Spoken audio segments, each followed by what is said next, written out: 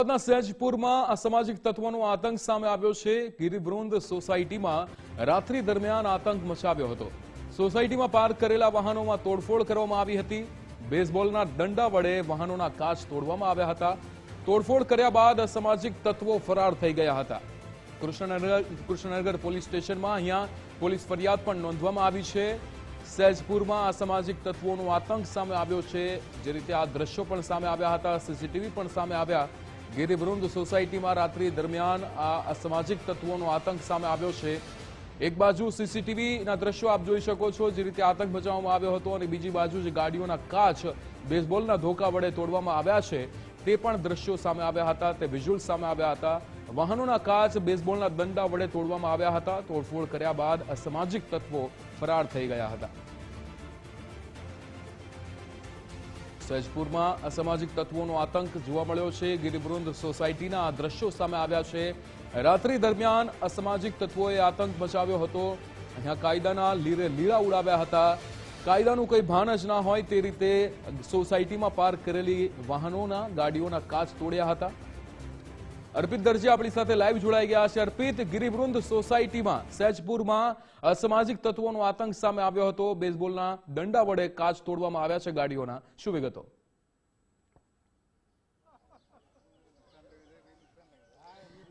ગઈકાલે આ ઘટના સામે આવી હતી। ગિરિવૃંદ સોસાયટી આવેલી છે કૃષ્ણનગર વિસ્તારમાં। મારી સાથે એના સ્થાનિકો છે કે જે સોસાયટીમાં જે વિસ્તારમાં ઘટના બની હતી એમની સાથે વાત કરીએ। એક્ઝેક્ટલી શું ઘટના બની હતી અને પોલીસનો આપે સંપર્ક કર્યો તો કેવો રિસ્પોન્સ આપને મળ્યો હતો ખરો કોઈ? સર, આમાં ઘટના એવી છે, કાલ સાંજે બી એક ઘટના થઈ હતી કોઈ, એના વિરોધમાં આ ઘટના ફરી થઈ। હવે આમાં શું થયું, અમુક છોકરાઓ જે છે કે નાની મોટી ઉંમરના છે, અમુક નાના છે, અમુક મોટા છે, અમુક 18થી ઓછા બી છે। એટલે આ ઘટના ઉપર શું કે અમુક મારું વિચાર એવું છે કે હું સાહેબથી એવી વિનંતી કરીશ કે આ જે નાના છોકરાઓ બી છે એની પર બી કાર્યવાહી એવી કરો કે ફરી બીજા જે અમારી સમાજના યા અમારા જે આજુબાજુના છોકરાઓ છે એની પર બી કાર્યવાહી એવી થાય કે આ ઘટનાઓ દુબારા ફરી ના થાય। અને બીજી વસ્તુ કે આ વસ્તુ એકવાર થઈ ફરી ના થાય અને થતી ના રહેવી જોઈએ, કારણ કે આપણો સમાજ રહેવું જોઈએ, એવું રહેવું જોઈએ કે ભાઈ સમાજ આપણું બિલકુલ સારું અને સ્વચ્છ સમાજ રહેવું જોઈએ। આના પહેલા પણ આ પ્રકારની ઘટના બની હતી, ત્યારે પોલીસની શું કામગીરી હતી? આના પહેલાં પણ એક ઘટના બની હતી, એમાં બી પોલીસે સહકાર આપ્યો હતો। અને ફરી એવા જ સહકારની અમે એમનાથી પ્રેક્ષણા રાખીશું કે ફરી અમને એવો સહકાર આપે અને આની ઉપર સખ્તથી સખ્ત કાર્યવાહી થાય અને જલ્દીથી જલ્દી થાય, 2-4 દિવસ 5 દિવસમાં લાંબુ ના કરે અને આની ઉપર કાર્યવાહી જલ્દી થાય એવી અમે એનાથી અપેક્ષા રાખીશું। કાકા, આ ઘટના બની ત્યારે તમે હતા ખરા અહીંયા? અમે ઘરે ગયો હતો, મારી પોતાની રિક્ષા તોડી ગઈ છે આમાં। મને ખબર નથી, રાતે 1:30 વાગ્યાની આજુબાજુ ખબર પડી કે તમારે ગાડીઓ તોડમાર છે, પણ અહીંયા ઘટનાઓ ચાલતી જ રહે છે। અહીંયા બધા છોકરાઓ દારૂ પીને મગજમારી કરવાની, દારૂ ને આ બધું ચાલુ જ હોય છે। ઉંમરના હોય છે? કઈ ઉંમરના હોય છે એ લોકો? વધારે ઉંમર નહીં, આ તો 17-18 વર્ષના અંદરના છે, નાના સગીર હોય છે, નાના અને મોટા છે। પોલીસ વાળા અમે લઈને જઈએ કે નાની ઉંમરના છે એમ કરીને છોડી દે છે, એ લોકો પાછળ ત્રાસ કર્યો। એટલે પછી અમે રોજી ધંધાવાળા છીએ, એટલે અમે આ બધી મગજમારી પડવાવાળા માણસ નથી। તમે ગઈકાલે શું જોયું, અહીંયા ઘટના શું બની હતી અને ખરેખર પોલીસ તરફથી કોઈ સપોર્ટ મળ્યો હતો ખરો કે આના પહેલાની ઘટના લઈ લો અથવા તો આજે ઘટના બની એમાં?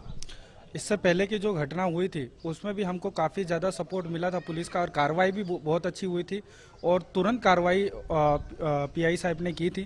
और यही आज भी हम ऐसी उपेक्षा रखते हैं कि वो तुरंत से तुरंत और जल्द से जल्द जो गुनाहगार हैं उनको पकड़े और उन पर सख्त से सख्त कार्रवाई करे और जो हमारा जो नुकसान हुआ है उसकी भरपाई करे, उनसे करवाए, यही हम आशा रखते हैं। और रीज़न क्या होता है, क्यों ये बच्चे बार बार करते रहते हैं, रीज़न क्या है इसका?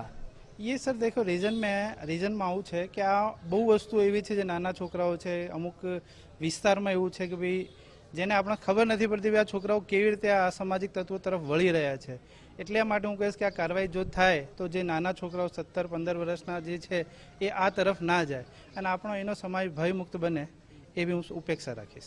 આપ જોઈ રહ્યા છો કે સ્થાનિકોના કહેવા પ્રમાણે ભૂતકાળમાં પણ આ પ્રકારની ઘટના સામે આવી હતી, પરંતુ જે તોડફોડ કરનાર લોકો હોય છે એ નાની ઉંમરના હોવાના કારણે પણ કેટલીક કાયદાકીય ગૂંચવણ ઊભી થતી હોય છે અને પોલીસ દ્વારા તો કાર્યવાહી કરવામાં આવતી હોય છે। સ્થાનિક દ્વારા પણ કહેવામાં આવ્યું છે કે અગાઉ પણ આ પ્રકારની કાર્યવાહી પોલીસ દ્વારા કરવામાં આવી હતી અને ફરી એકવાર સ્થાનિક લોકો દ્વારા માંગ કરવામાં આવી છે કે પોલીસ દ્વારા કડક કાર્યવાહી કરવામાં આવે। પણ ફરીને વાત ત્યાં આવે છે કે જે નાના છોકરાઓ હોય છે, 18 વર્ષથી નીચેના ઉંમરના લોકો હોય છે આ પ્રકારના કિસ્સામાં સંડોવાયેલા, ત્યારે પોલીસની પણ કેટલીક મર્યાદાઓ બની જતી હોય છે અને એ મર્યાદામાં રહીને પણ પોલીસ કાર્યવાહી કરી રહી હોવાનું સ્થાનિકોનું કહેવું છે.